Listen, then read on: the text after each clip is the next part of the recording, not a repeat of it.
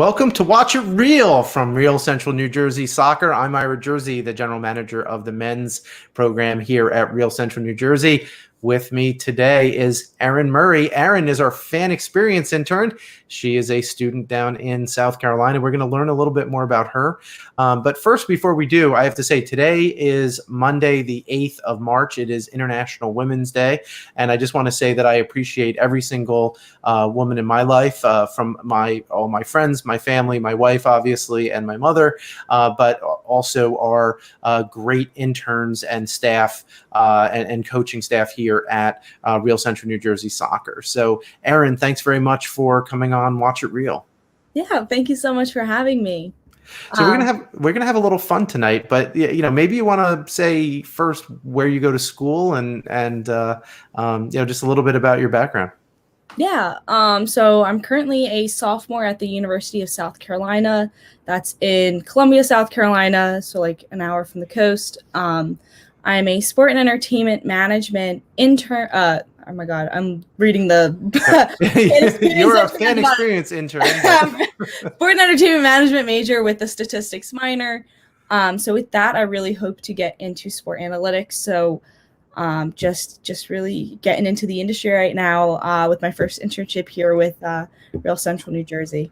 And you're not from Central Jersey, so you're one of the few interns that we've had that's not from Central Jersey. Although in the world of COVID, we've all learned to telecommute and everything. So talk a little bit about where you're from and what got you into sports, because I noticed that most people who want to do sports management had a really big relationship with sports when they were growing up.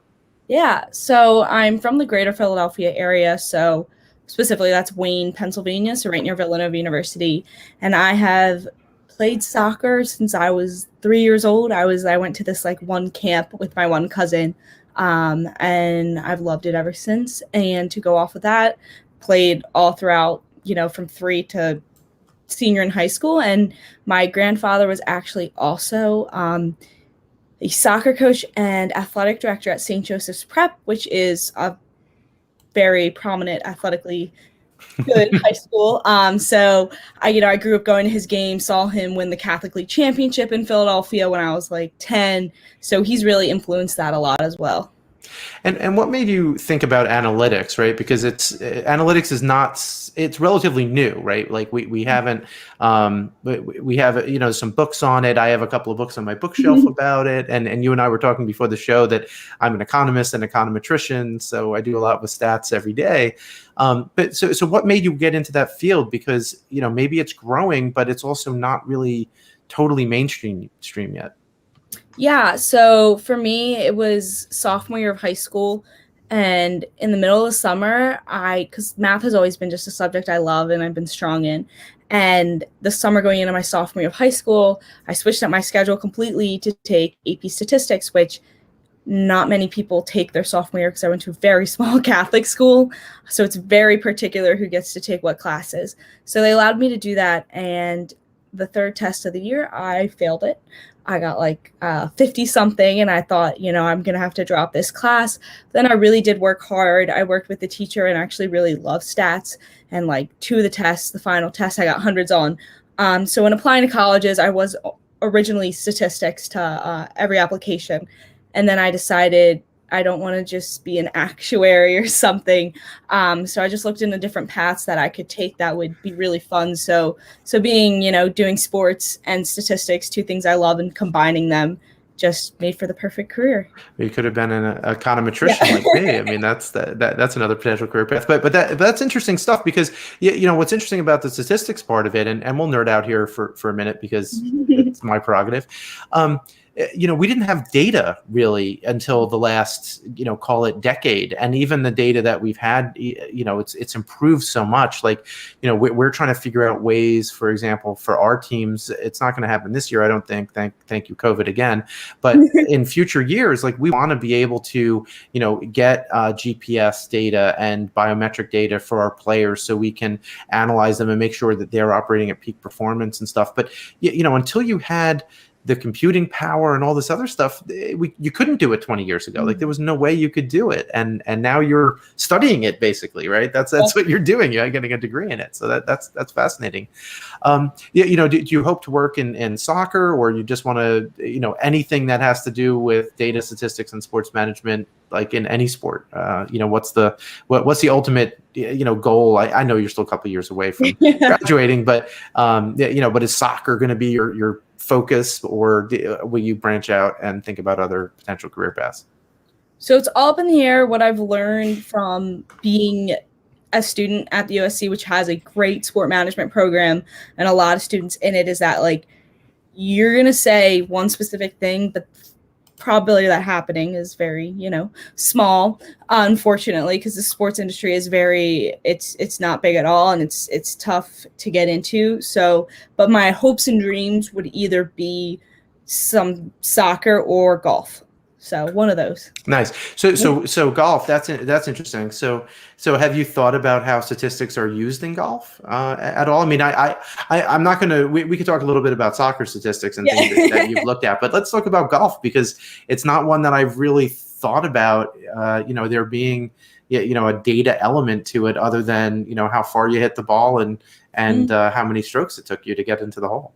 Yeah, so in regards to, I haven't looked crazy in depth in it, but that's one thing that really interests me, is how it's not as explored. Yes, like in a lot of sports, things aren't as explored in general. Analytics isn't being 100% used. But when I had to do a project last year, like I had to interview a bunch of people in my intended profession of sport analytics, I was just Googling and LinkedIn, doing anything to find anybody to talk to. And I found this one website about like golf analytics. I unfortunately didn't get a response from these two men who owned it. But because it's so small, that kind of interests me, like just to see what it can get into, because, again, before, anything with, Billy Bean and all that, there was even no analytics in anything ever. Right. So it's going to come up soon, I think. So well, I guess this all started with like the Moneyball kind of idea, right? Like using the stuff, and then everyone's been trying to figure out how to Moneyball all the different sports, right? And some sports, I think baseball in particular, because it's relatively easy to keep statistics there versus versus American football or association football / soccer, right? What we do, where you have to collect the data in a more of a biometric way, as opposed to just looking at balls and strikes and home runs, things like that. Yeah, and they've already really using it. Batting average is like a statistic already, and then all other sports use it to draft picks is a big thing, but golf, there's no draft picks.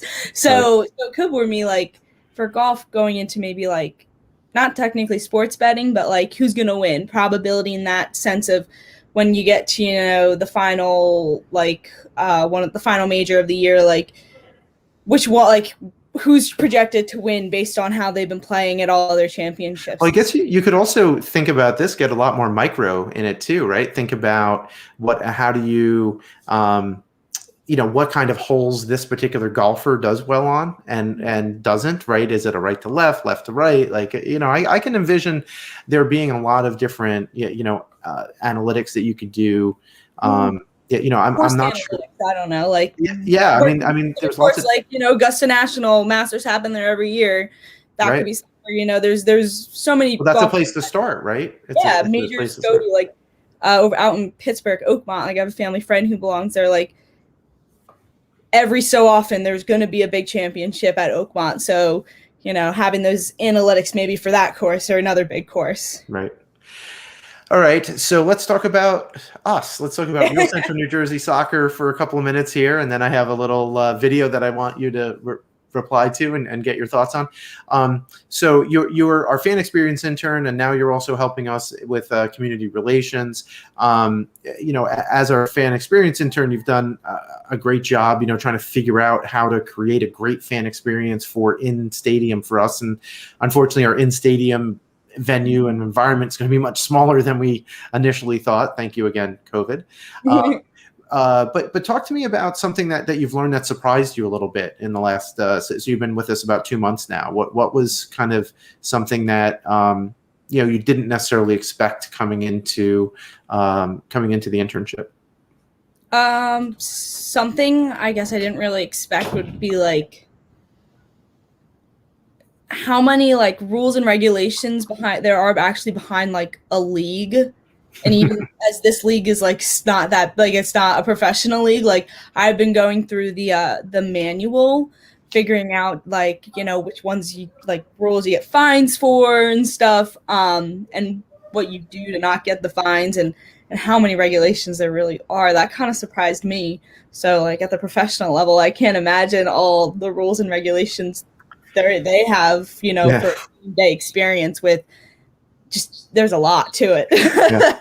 So one of the reasons why when you look at USL League Two, where our men's team is playing, it's as close to being a professional team without actually paying the players, and that's that's one of the differences between USL League Two and some of the other pre-professional leagues that are around. So yeah, and I appreciate you doing that. I mean, that's one of the things that I know you and Steve Goldsmith, who you've been working closely with, have been really, you know, diving into to make sure that I don't miss something, right? Because I've read the manual, and the manual's like 60 pages long or something, and I can't say that I remember every. How much is it? I was doing it today. I think it's like 84. 84 pages, yeah. Right? So okay, so it's long, right? So I didn't remember every little thing, every little piece of it. So, but you know, that's why you're here. So thank you. So something, so you know, something that, you know, before you even started formally your fan experience intern, you had come up and helped us with tryouts a little bit. You know, did you have a chance to, you know, look over the fence and, you know, watch some of the players trying out, and what did you think of the level of play? Yeah, I did. I was actually, after the second round, like I don't know if it was the further 2 rounds anyway, like of the tryouts, was walking around the field, and like some of the balls that go out of bounds, I just put them right beside like the goalkeeper's net. But I thought it was really good. Like I didn't know exactly what level of play it would really be at. The only ever prior experience I have to knowing of USL League 2 is one of our opponents, the Nor'easters, because I go to Ocean City over the summer and I did their camp as like a little kid. But that's forever and ever ago. So I was very impressed, to say the least. Your forever and ever ago is a little bit different than my forever and ever ago. That's great. So we're getting toward time here, but I do want to show you a quick video. So before we were even announced as playing in the WPSL on the women's side or USL League 2, we were already starting to try to ingratiate ourselves in the community.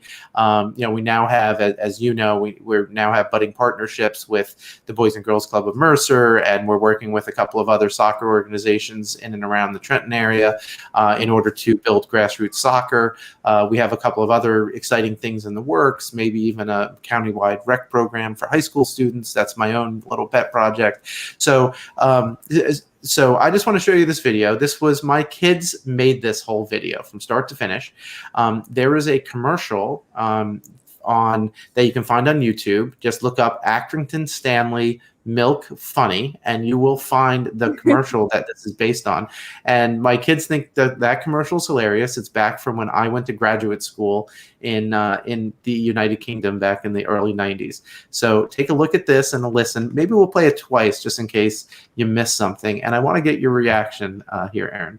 Here we go.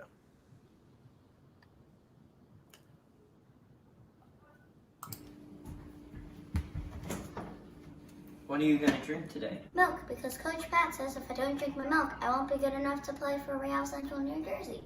Real Central New Jersey? Who are they? You'll see soon. So why don't we do this one more time? So that's my daughter. By the way, she now has hair, but her hair is going to be shaved off yet again because she is raising money for St. Baldrick's, and this is her 3rd year in a row. And here we go. What are you going to drink today? Milk, because Coach Pat says if I don't drink my milk, I won't be good enough to play for Real Central New Jersey. Real Central New Jersey? Who are they? You'll see soon. And that was the Jersey Clan doing a spoof on a spoof. So, so I don't know, Erin. What do you think? Is that's funny? Like I think I know the commercial you're actually talking about. Not really, but I'm pretty sure there was like something my parents have mentioned it because it does sound very familiar. But I love it. It's very just like upbeat, good feel, and just kind of just like, I mean, how can you smile? Yeah, we hadn't even, at the time, we mentioned Coach Pat. We hadn't even announced, I don't think, that Pat was our coach then either. And it seems so long ago now because we've already had a U23 team in the fall, and Pat's been with the organization now for like we knew at the time, obviously, that he was going to be the coach. We just hadn't announced it officially yet, but it's going on 10 months now that he's been involved with the organization. So that's great. So Erin, good luck in school. What's the hardest class that you're taking right now? Accounting. I enjoy that personally. As much as it's numbers and people say this, that. If it was really just numbers, I'd be fine. But it's so much memorizing with debiting and crediting. I do not. And I'm excited to be out of it. Well, if you need help, Ben, who is the women's general manager, is a CPA and and a financial officer of a very large corporation. So anyway, you can you can definitely lean on him if you need any help studying. So Erin Murray, fan experience intern for Real Central New Jersey Soccer and helping out on the community relations side. Thank you for coming on Watch It Real. Thank you so much for having me.